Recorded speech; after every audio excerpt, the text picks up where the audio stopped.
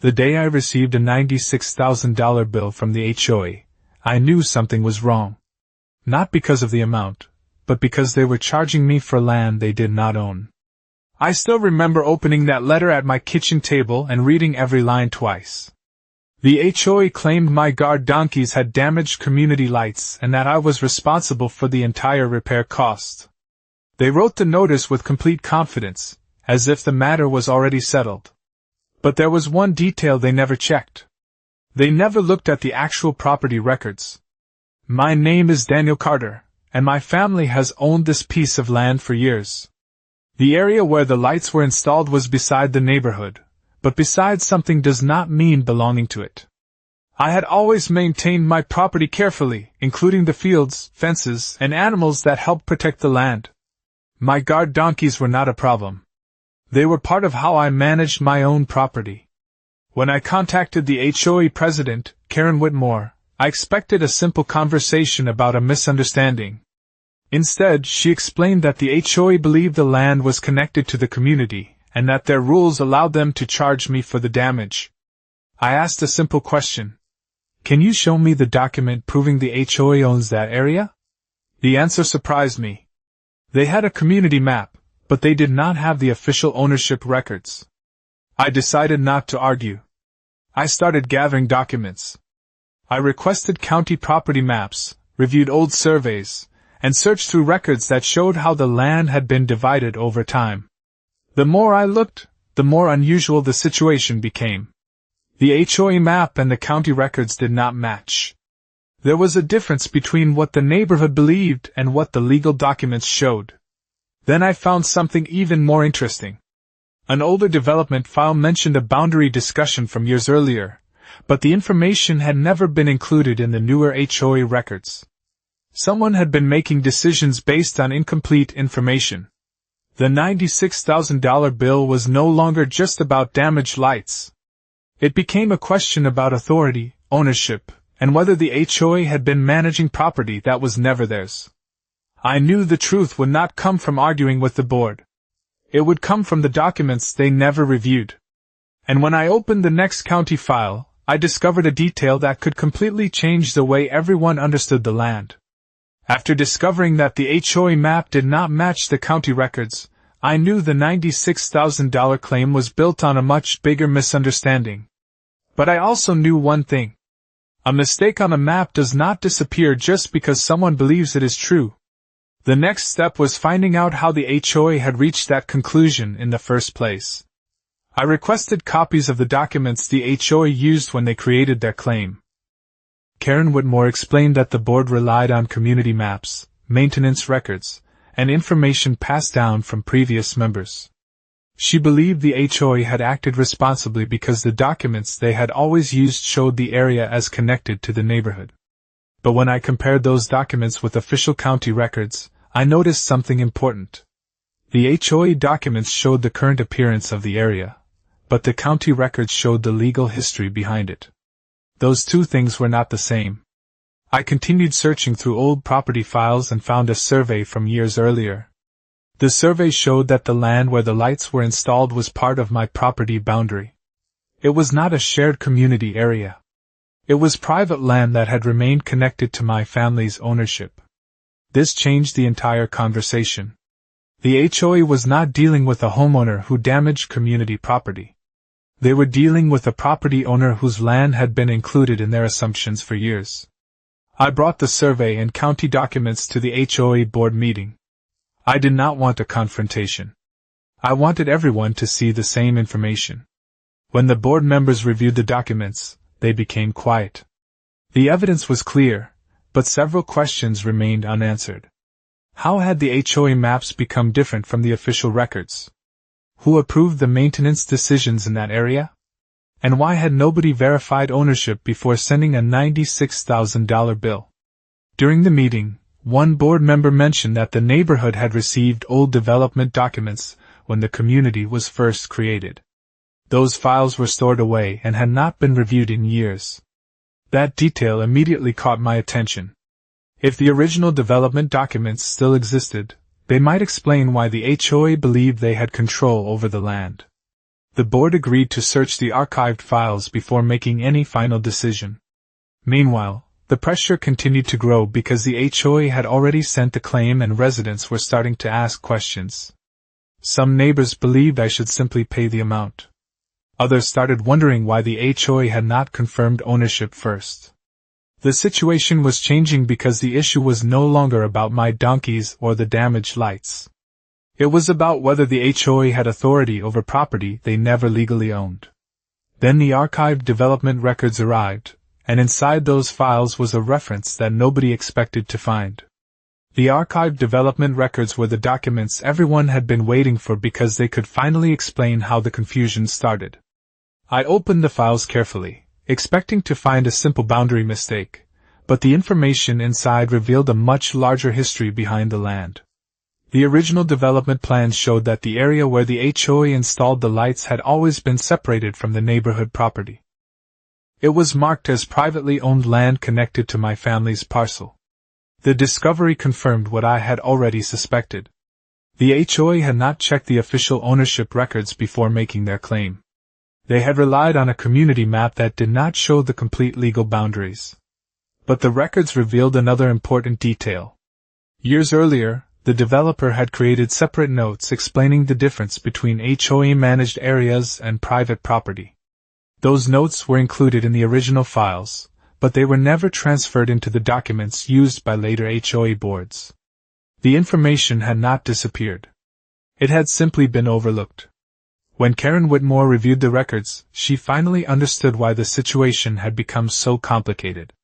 The HOA believed they were protecting community property, but they had been working from incomplete information for years.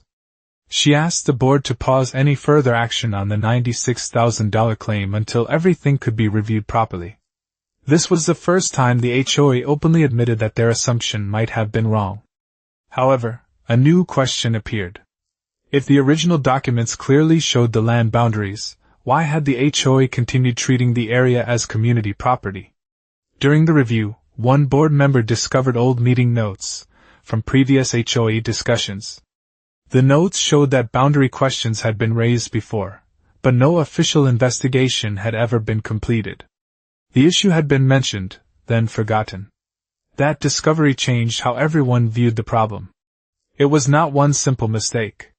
It was a pattern of decisions being made without checking the original records. As the HOA prepared for their next meeting, residents began asking questions about other areas managed by the board. They wanted to know if similar assumptions existed elsewhere in the neighborhood. The $96,000 claim had started a much bigger conversation about responsibility and proper verification. I continued organizing my documents because I knew the final decision would depend on facts, not opinions. I had the ownership records, the surveys, and the original development files. But there was still one important mystery remaining. Someone had approved the claim against me, and that person had relied on a specific document to justify the charge. The next file the HOA found contained the approval request, and the signature on that document revealed a new problem that nobody saw coming. The approval document became the next major discovery because it revealed how the HOA had justified sending me a $96,000 claim. When the board reviewed the file, they expected to find a clear authorization that supported their decision. Instead, they found a document based on assumptions rather than verified ownership records. The person who approved the charge had relied on the HOA map and previous maintenance notes, but those materials did not prove that the HOA owned the land. The approval looked official, but the foundation behind it was incomplete. This changed the entire situation. The HOA was no longer defending a simple repair request. They were explaining why they had taken action on property that was not legally theirs. Karen Whitmore called an emergency board meeting to review the findings. Residents attended because they wanted answers about how such a large claim could be created without confirming ownership first. During the meeting, the board displayed the original county records, the development documents, and the approval request side by side. The difference was impossible to ignore. The county records showed private ownership. The HOA documents showed a mistaken assumption. For the first time, everyone could see exactly where the mistake happened. I explained that I never wanted a conflict with the neighborhood. My only concern was that the HOA followed the correct process before making decisions involving someone else's property. The evidence showed that the issue was not caused by my guard donkeys or the damaged lights alone. The larger problem was that the HOA had acted with confidence before confirming the facts. During the discussion, another board member revealed something that made the situation even more complicated. The HOA had previously reviewed the same area for future improvements, but the project was paused years earlier because ownership questions remained unresolved. That meant the uncertainty was not new. The warning signs had existed long before the $96,000 claim was created. The board realized that several decisions had been based on incomplete information being passed from one leadership group to another. As residents learned more details, they started questioning whether other HOA decisions had been made the same way. The meeting that began as a dispute over one bill became a deeper review of how the community handled property records. Karen requested additional time to investigate the history of the land before making a final statement. She understood that the next decision would affect not only me but the reputation of the entire HOA. But before the meeting ended, one final piece of information appeared. A former HOA member had left behind a note connected to the original property review, and that note suggested someone had known about the ownership issue years earlier. The question now changed from how the mistake happened to who knew the truth and failed to bring it forward. The note left by the former HOA member became the most important clue because it suggested that the ownership issue had been known long before the $96,000 claim was ever created. I carefully reviewed the note and compared it with the official records we had already collected. The message was not a complete explanation, but it confirmed one important detail. Previous HOA leaders had questioned the property boundary and understood that more research was needed before making decisions about the area. That information changed everything because it meant the confusion was not a new discovery. The warning had existed for years. It had simply been ignored. Karen Whitmore asked the board to search through older meeting records and communication files to understand why the issue was never resolved. The deeper they looked, the more they discovered. Several years earlier, an HOA committee had discussed the exact area where my guard donkeys were located. They had noticed that the community map did not fully match the property records, but the discussion ended without a final decision. Instead of confirming ownership, later boards continued using the same incomplete information. This explained how the mistake continued for so long. Nobody had intentionally created the confusion, but nobody had taken responsibility for correcting it either. The HOA had built decisions on information that was never fully verified. During the next board meeting, residents asked important questions. They wanted to know why the HOA had the confidence to send such a large bill when the ownership records were unclear. They also wanted to know whether other areas in the community had similar problems.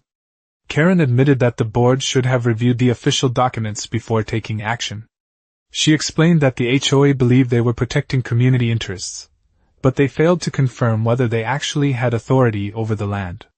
Meanwhile, I continued organizing the evidence because I knew the final outcome would depend on documentation. I had the county records, the original surveys, and the development files. The facts were becoming clearer with every document. The damaged lights were only the beginning of the story. The real issue was the assumption that the HOA controlled land that belonged to someone else. Then another discovery created even more questions. While reviewing old financial records, the board found that the HOA had previously included maintenance costs for that same area in community planning documents. This meant the HOA had been treating the land as part of the neighborhood budget for years. The next question was the most important one yet. If the HOA had been maintaining and charging for an area they did not own, how many other decisions had been made using the same mistake? The discovery that the HOA had included my private land in their planning documents changed the direction of the entire dispute. Until that moment, the board believed they were dealing with a single incident involving damaged lights. Now they had to face a much larger question. How many decisions had been made based on the same misunderstanding? Karen Whitmore requested a complete review of the HOA records connected to the area. She wanted to understand exactly how the mistake continued from one board to another. The review revealed that the HOA had been collecting information from older community files, but those files did not contain the complete property history. They showed where the neighborhood operated, but they did not prove ownership. That difference became the center of the problem. A map could show how people used an area, but only official records could show who actually owned it. During the investigation, the board contacted the county office to confirm the property boundaries. The county records matched what I had already found. The land was part of my property, and the HOA did not have ownership rights over it. This confirmation was important because it removed any uncertainty. The question was no longer whether the HOA believed they had authority. The question was why they acted before confirming the facts. At the next HOA meeting, Karen presented the findings to the residents. She explained that the board had made decisions using incomplete information and that the $96,000 claim needed to be reconsidered. Some residents were frustrated because they realized the issue could have been avoided with a simple records check. Others appreciated that the board was finally reviewing the facts instead of defending an assumption. I also shared my perspective with the community. I explained that I was never trying to create a problem with the neighborhood. I wanted the same thing everyone else wanted: clear rules, accurate records, and responsible decisions. The situation was not about winning against the HOA. It was about making sure property rights were respected. But as the board continued reviewing the history, they discovered another important detail. The original maintenance agreement for the lights included a reference to a separate property area that was not part of the HOA.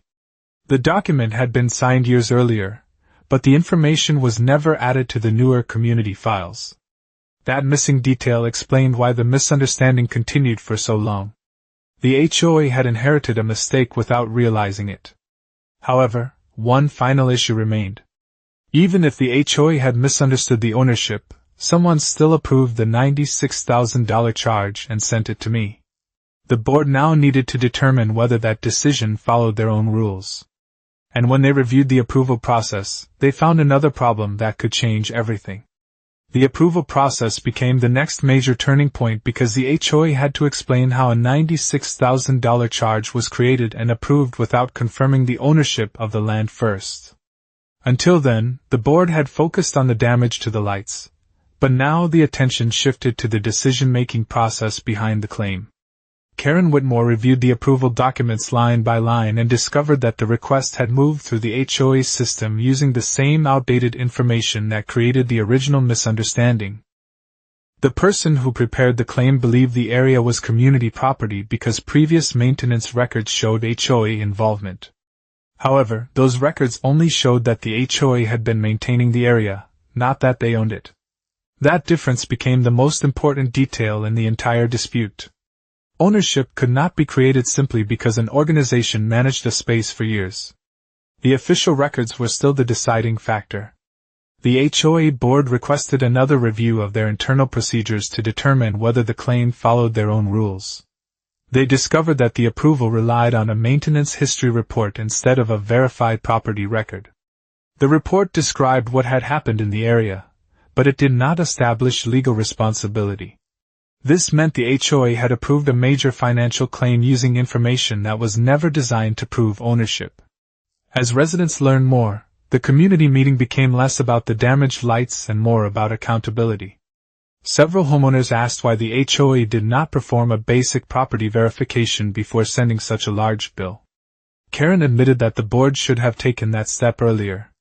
She explained that the HOA believed they were protecting community resources, but the process failed because assumptions replaced verification. Meanwhile, I continued working with the documents because I wanted the final decision to be based on facts. I had never asked the HOA to admit defeat. I only wanted them to recognize the correct ownership and follow a fair process. That approach changed how many residents viewed the situation. They saw that the dispute was not between a homeowner and a neighborhood. It was about making sure every decision was supported by accurate information. Then the board discovered another unexpected detail while reviewing the claim history. The amount of $96,000 was not calculated from a simple repair estimate. It included additional costs based on the assumption that the HOA had authority over the entire area. That meant the claim was built on more than one incorrect assumption. The board now had to decide whether to withdraw the charge completely and review other areas where similar mistakes might exist. But before they could make that decision, the county provided one final confirmation that would change how everyone understood the situation. The county confirmation became the moment when the entire situation finally moved from uncertainty to undeniable facts. After reviewing the records, the county office confirmed what the documents had already suggested. The land where the lights were installed was part of my property, not HOA-owned land. That single confirmation changed the conversation completely. The issue was no longer about opinions, assumptions, or old community maps. It was about official ownership records that had been available all along. The HOA board now had to decide how to handle a claim that was built on a misunderstanding of property boundaries. Karen Whitmore called another community meeting to present the updated information. This time, the atmosphere was different. Residents who had originally focused on the damaged lights were now asking deeper questions about how the HOA handled property decisions. Karen explained that the board had relied on historical documents and maintenance records, but they should have verified ownership before approving the charge. She acknowledged that the process had failed because the HOA treated management history as proof of ownership. During the meeting, the board announced that they would suspend the $96,000 claim while completing a full review. They also began examining other areas where the HOA maintained spaces near private properties. This decision showed that the problem was larger than one disagreement. The board needed to make sure future decisions were based on accurate records instead of assumptions passed down over time. I appreciated that the HOA finally focused on solving the problem rather than defending the original decision. From the beginning, my goal had been simple. I wanted my property rights recognized, and I wanted the community to have accurate information. The situation had become a lesson about responsibility for everyone involved. A neighborhood organization has the ability to create rules and manage shared spaces, but that authority depends on knowing where those responsibilities actually apply. As the review continued, the board discovered one more important detail. The original developer documents showed that private land areas near the community had been intentionally separated from HOA control. The separation was not accidental. It was part of the original design of the property. That discovery answered one of the biggest remaining questions. The HOA had not lost ownership because of a recent change. They had never owned the area in the first place. The board prepared a final statement explaining the mistake and the steps they would take to prevent similar problems. The $96,000 claim was now facing complete withdrawal. But before the final decision was announced, one last review of the HOA records revealed something unexpected.